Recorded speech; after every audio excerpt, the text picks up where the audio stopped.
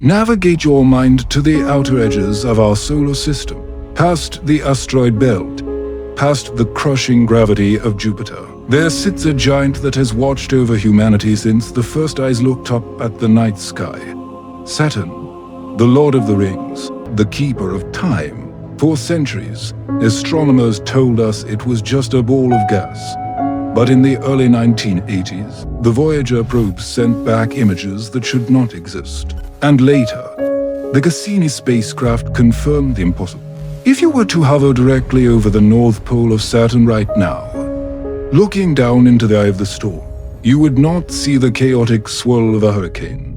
You would not see the random, organic curves of nature. You would see a perfect, sharp-edged hexagon. Let that sink in. A geometric shape, wider than two Earths, rotating in perfect synchronization with the planet's radio emissions. Nature does not create straight lines on a planetary scale. Clouds do not turn corners at 90-degree angles. Hurricanes do not form ligands. What you are looking at is not weather. It is a standing wave frequency. It is the signature of a colossal engine. But the rabbit hole goes much deeper than a six-sided storm. In the ancient schools of sacred geometry, shapes are not just drawings. They are shadows of higher dimensions. If you take a three-dimensional cube, a perfect box, and you tilt it on its axis, locking it into a specific perspective, its two-dimensional shadow becomes a hexagon. The hexagon on Saturn is the 2D projection of a 3D cube. Why does this matter? Because once you see the cube, you cannot unsee it. It is the single most pervasive symbol in human history. Yet it hides in plain sight, protected by the skip reflex of your own mind. Look at the holiest site in Islam, the Kaaba in Mecca. Millions of pilgrims, dressed in white, circle a massive black cube in a counterclockwise direction. They are mimicking the rings of Saturn. Look at Judaism. During prayer, the faithful bind the tefillin in a black leather box, a cube to their forehead. Where exactly? Directly over the third eye, the pineal gland. They are literally placing the cube over their center of spiritual vision. Look at the cross of Christianity. Unfold a cube, and what do you get? You get a cross. The cross is a cube that has been opened. The cube is a cross that has been closed. This is not a coincidence. This is not shared cultural aesthetics.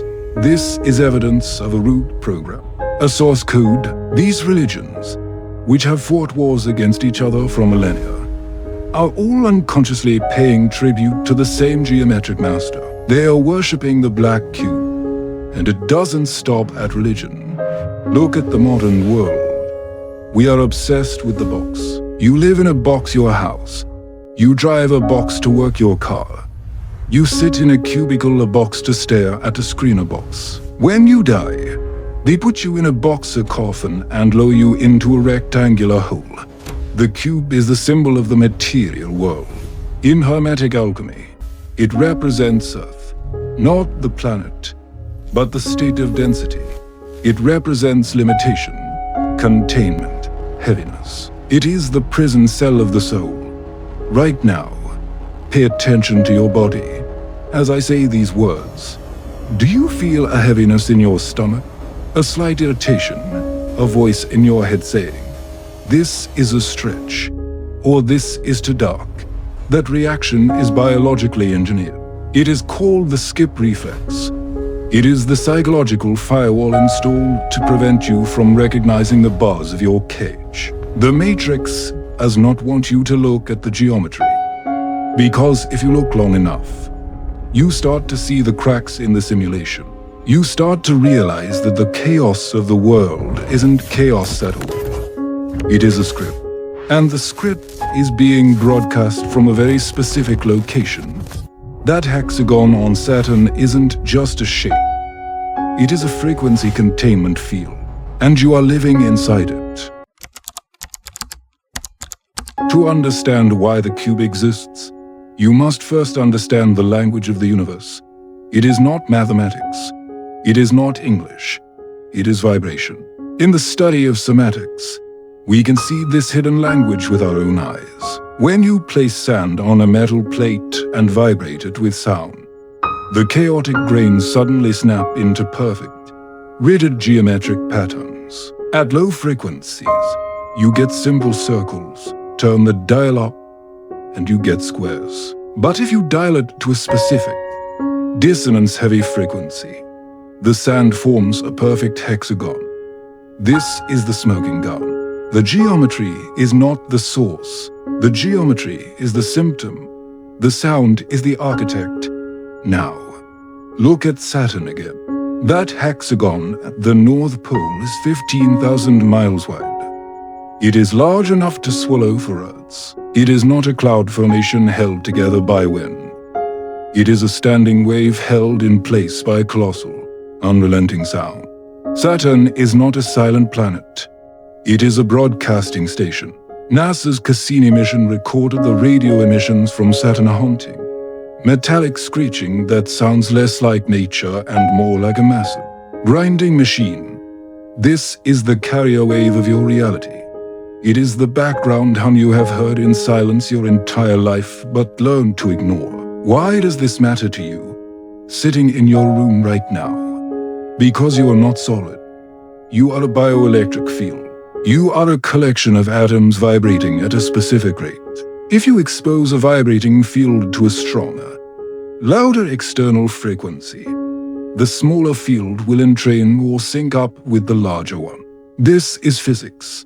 Saturn is broadcasting the frequency of reality 3D. Imagine for a moment that your reality is not solid matter, but a holographic projection. For a hologram to appear stable, it needs a reference beam, a stabilizing frequency to lock the image in place. Saturn provides the grid. It emits the frequency of limitation, of linear time, and of entropy. Without this broadcast, the illusion of solid matter would dissolve, and your consciousness would expand back into the infinite fluid of the ether. The cube is the cage that keeps the hologram from unraveling. This brings us to the ancient alchemists. They didn't have NASA, but they had the sight. They associated Saturn with the metal lead. Why lead? Because lead is the heaviest, densest, most sluggish metal. It absorbs light. It does not reflect it. It is the metal of the tomb. When you feel heavy with depression, when you feel the crushing weight of time running out, or the density of your own physical body, you are feeling the Saturnian G-force.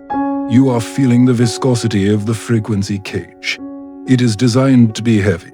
It is designed to keep your vibration low, effectively trapping your consciousness in the bottom three chakras: survival, sex, and power. The architects of this system knew that if the frequency were too high, you would remember who you are. You would float away from the simulation. So they built a dampener. They built a massive celestial inhibitor to broadcast a signal of fear and restriction. But a broadcast needs an amplifier to reach the target. A signal from Saturn is strong, but to control a population on Earth, it needs a repeater station. It needs a satellite locked in a perfect, impossible orbit to beam that signal directly into your skull. And that brings us to the Moon. If Saturn is the broadcaster, then the Moon is the amplifier, and it is pointing directly at you. Navigate your mind to the most impossible coincidence in the observable universe. Look at a total solar eclipse. The Moon fits perfectly over the Sun, perfectly, to the millimeter. This happens because the Moon is exactly for 100 times smaller than the Sun, yet sits exactly for 100 times closer to Earth. In a chaotic, exploding universe, such mathematical precision is not an accident. It is engineering.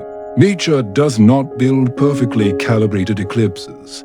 Architects do. This brings us to the uncomfortable truth that NASA has known since 1969, but refuses to speak of publicly. When the Apollo 12 mission dropped its lunar module onto the surface of the Moon to test its seismic activity, the results were terrifying. The Moon did not thud like a solid rock. It rang. It vibrated like a giant bell for over an hour. Solid planetary bodies do not ring. Only hollow spheres ring. The moon is not a natural satellite. It is a hollowed out, artificial constructor massive, ancient spacecraft that was parked in Earth's orbit eons ago to lock down the control grid. But what is it controlling? If Saturn generates the information of the matrix, the laws of physics, time, and limitation, the moon generates the carrier wave that transmits that information into your biology. It is the repeater station. It intercepts the raw, low-frequency transmission from Saturn and amplifies it, beaming it down to Earth in a concentrated stream. Think about the tides. The moon drags trillions of tons of ocean water back and forth every single day with invisible magnetic fingers. You are 70% water.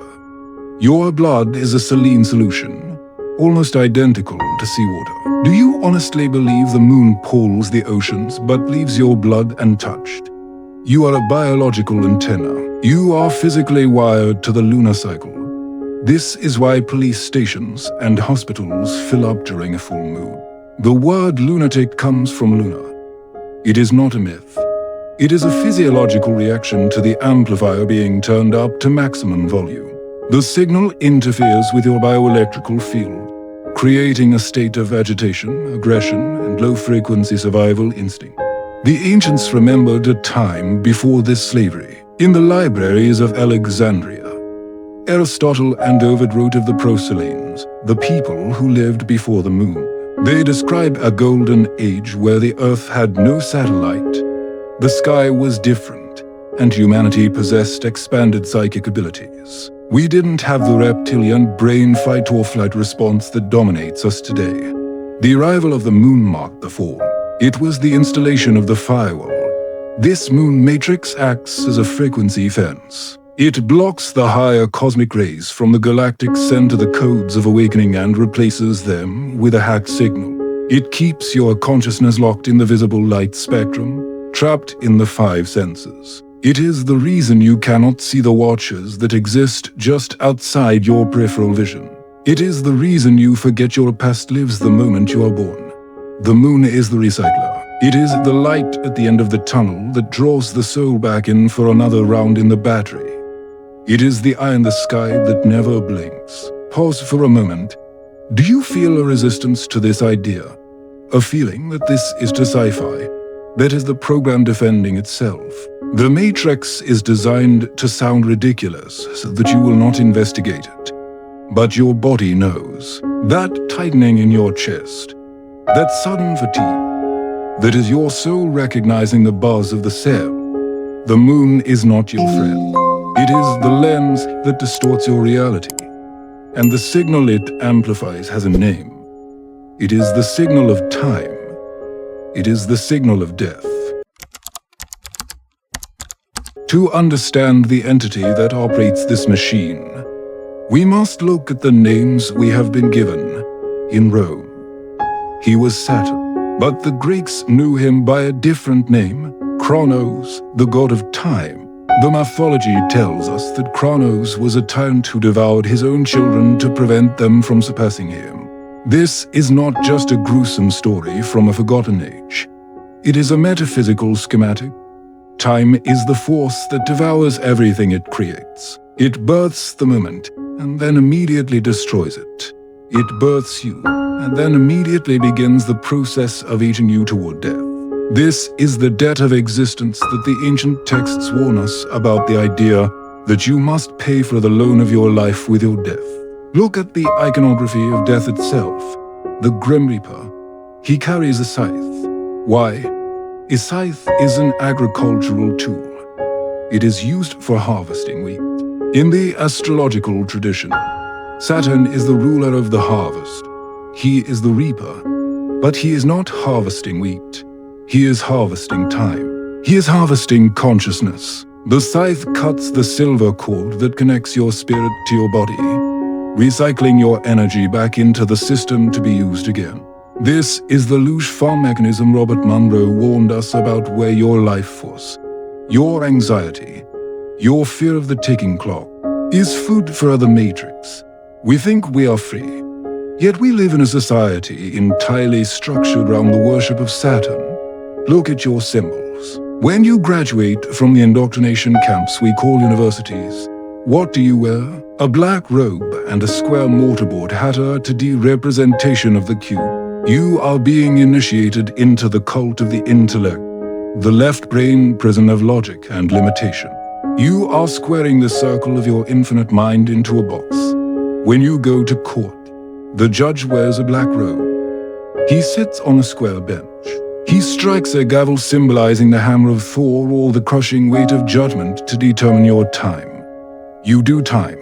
You serve time. Time is the currency of the prison. The entire legal and commercial system is based on maritime admiralty or the law of the water, the law of the moon, controlled by the master of the deep, Saturn. We are drowning in symbols we do not understand, performing rituals that keep the frequency of limitation active in our fields. Even in our most intimate moments, the ritual persists. When you marry, you exchange rings, wirings. The rings of Saturn represent the constraints of the material world. You are binding yourself. You are entering a contract. Pause and feel the anxiety of running out of time. That distinct panic that you haven't done enough. That you are falling behind. That the clock is ticking. That sensation is not natural. It is an artificial broadcast. Thoth warned that time does not exist in the higher realms.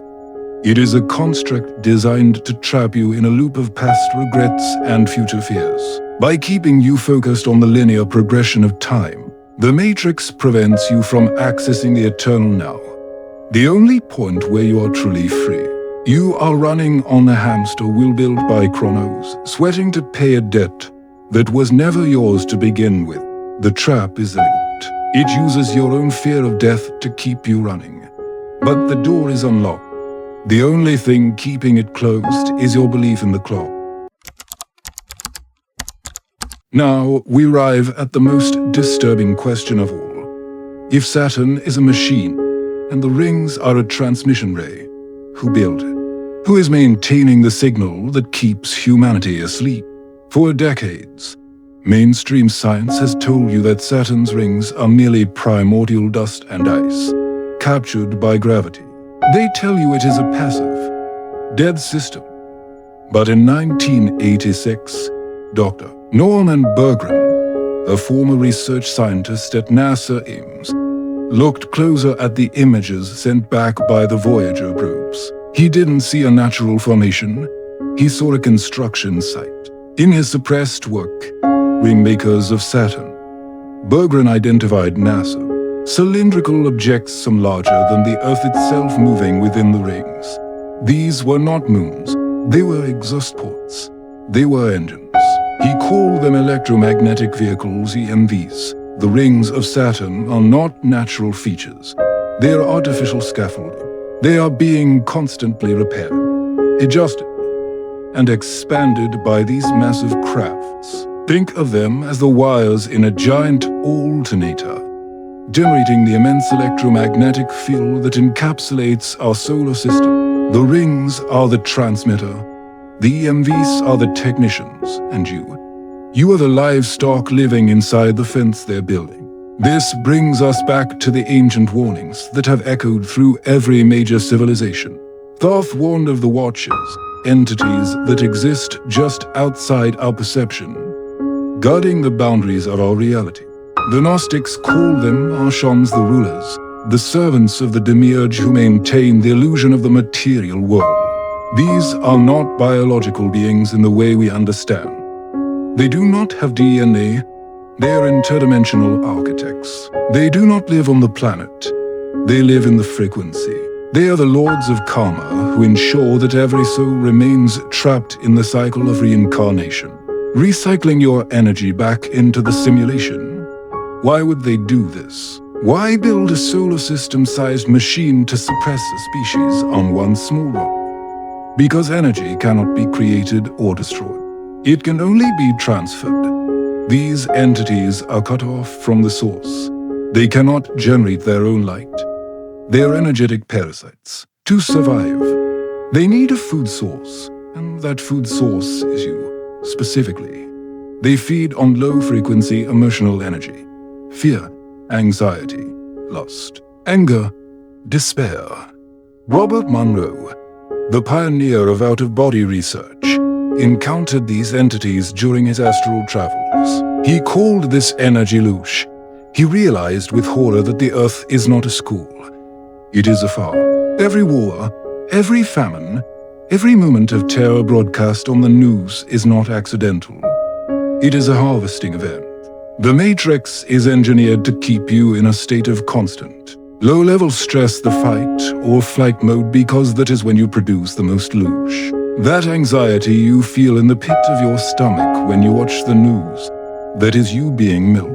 The scale of this deception is designed to trigger your skip reflex. Your mind wants to reject it because the implication is too terrifying. That you are not at the top of the food chain. That your gods are actually your jailers. Pause right now. Let the silence in the room grow heavy.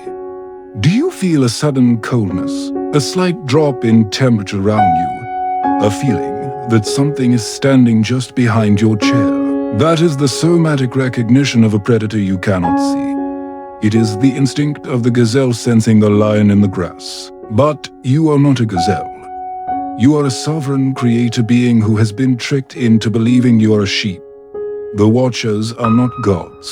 They are merely the custodians of the frequency fence, and a fence is only necessary for those who believe they are trapped. The technology they use is vast, yes, but it has a fatal flaw. It relies entirely on your consent. It relies on your biocircuitry tuning into their station. They are terrified of one thing: the moment you stop being afraid of them. Because when you stop fearing, you stop producing the frequency they eat. You starve the parasites. You cannot blow up a planet. You cannot physically dismantle the rings of Saturn or shatter the moon. If you try to fight the Matrix on its own terms with anger, with revolution, with fear, you only feed it more energy. The system is designed to consume opposition. You cannot break the walls of the prison by punching them. You break them by realizing they are made of smoke. The broadcast is only effective if your internal receiver is tuned to its frequency. The secret to escaping the cube is not to leave the planet, but to change the station. To do this, we must turn to the forbidden physics of Itzhak Bentov. In his seminal work, Stalking the Wild Pendulum, Bentov revealed a mechanism of consciousness that the ancients knew well, but modern science ignores. The still point: your reality is not continuous. It is not a solid stream. It flashes on and off, like a movie projector or a strobe light. 14 times a second, your consciousness blinks out into the void and returns. This is the blink factor. For a fraction of a second, you exist in the material world, the world of Saturn, time and decay. But for the next fraction, you disappear. You return to the source. You return to the absolute potential of the 0 point. The Matrix relies on you ignoring these gaps. It fills the silence with noise, with constant thinking, with the linear tick-tock of Chronos. So you never notice the escape hatch that opens 14 times a second. It keeps your mind spinning so fast that the blink becomes invisible, blurring the separate frames of reality into a seamless illusion of imprisonment. The protocol for escape is terrifyingly simple. Yet it is the hardest thing you will ever do. You must learn to exist in the gap. Close your eyes right now. Listen to the thoughts running through your head. This is crazy. I have to work tomorrow. My back hurts. That is the Saturn broadcast. That is the monkey mind reacting to the external signal. Now, try to find the space between two thoughts. The tiny, silent pause after one thought ends and before the next one begins. Can you feel it? It's a void. It's a vacuum. In that silence, there is no fear. There is no time. There is no Saturn. That silence is the vibration of silence. It is the only frequency that jams the signal. When you expand that silence, when you make the gap wider through meditation, you become invisible to the archons. Why? Because the archons are predators of motion. They track emotional oscillation. They track the spikes of fear and the dips of despair. They cannot track the void. They cannot feed on a frequency that is perfectly still. But silence is only the shield. The weapon is your heart. The brain is a receiver tuned to the Saturn Moon Matrix. It processes linear time, logic, and polarity, the walls of the cube. But the heart generates a torus field, a donut-shaped vortex of energy that is 5,000 times stronger magnetically than the brain. The cube is a box. It has corners, limits, and walls. The torus is a flow. It turns itself inside out infinitely. It has no beginning and no end. It is the geometry of freedom. It is the only shape that can exist inside the cube without being of the cube. When you move your awareness from your head, the receiver, to your heart, the generator, you stop accepting the broadcast and start creating your own signal. You override the program of destiny with the power of sovereignty. This is the alchemical fire that burns away the lead of Saturn and turns it into the gold of the soul. The Watchers are waiting for you to get angry. They are waiting for you to get scared. Do not give them the satisfaction. The moment you stop reacting to the external chaos and sink into the internal silence, the cube begins to dissolve. You are no longer a prisoner. You are a ghost in their machine. You are walking through the walls because you have realized that the walls are only made of frequency, and you have finally changed your tune. We have reached the edge of the broadcast. The screen will soon go dark, and the silence of your room will return. In that moment, the Saturn Matrix will try to reassert itself. It will send a notification to your phone. It will remind you of a deadline. It will whisper a sudden, irrational worry about tomorrow. This is the recall. It is the system checking to see if you're still plugged in. It is the tug on the leash. Do not flinch. Sovereignty is not a place you go to. It is a frequency you hold. It is the refusal to contract your energy in the face of fear. When you realize that the black cube, the limits of time, space, and karma, is not a prison cell, but a chrysalis, everything changes. A chrysalis looks like a tomb to the caterpillar. It is dark. It is tight. It is crushing. But it is a womb to the butterfly. Saturn is the pressure chamber designed to make the diamond. The archons, the moon, the frequencies. They are merely the resistance training for your soul. They are heavy because you are meant to get strong. If there were no gravity, your muscles would atrophy. If there were no Saturn, your spirit would remain formless, drifting in the ether, never knowing its own power. You volunteered for this simulation not to be a victim, but to master the density. You came here to learn how to hold the light of the infinite inside a box of lead. But you only graduate when you stop playing their game. As long as you hate the Matrix, you are attached to it. Hate is a cord. As long as you fear the Watchers, you are feeding them. Fear is a feast. The ultimate act of rebellion is not war. It is indifference. It is looking at the chaos of the world, the ticking of the clock, the crumbling of the old systems, and feeling peace. When you starve the system of your reaction, you starve it of its power. You become a hole in the matrix, or a glitch of silence in a world of noise. And through that hole, the true light of the infinite universe can finally pour in. You become a broadcasting station of your own, transmitting a signal of freedom that disrupts the Saturnian grid for miles round you. You have the codes now. You know the geometry. You know the frequency. The next time you see the hexagon, or the cube, or the moon, do not bow. Do not fear. Simply nod. Acknowledge the architecture. And then, turn your attention inward to the silence that existed before Saturn was born, and will exist long after it turns to dust. The clock is ticking for them, not for you. If this transmission resonated with the frequency of your soul, do not just watch and leave. Leave a mark. Like this video to signal the algorithm that you are awake. Subscribe to join the few who are decoding the illusion. The path is narrow, and we have miles to go. Welcome to the resistance.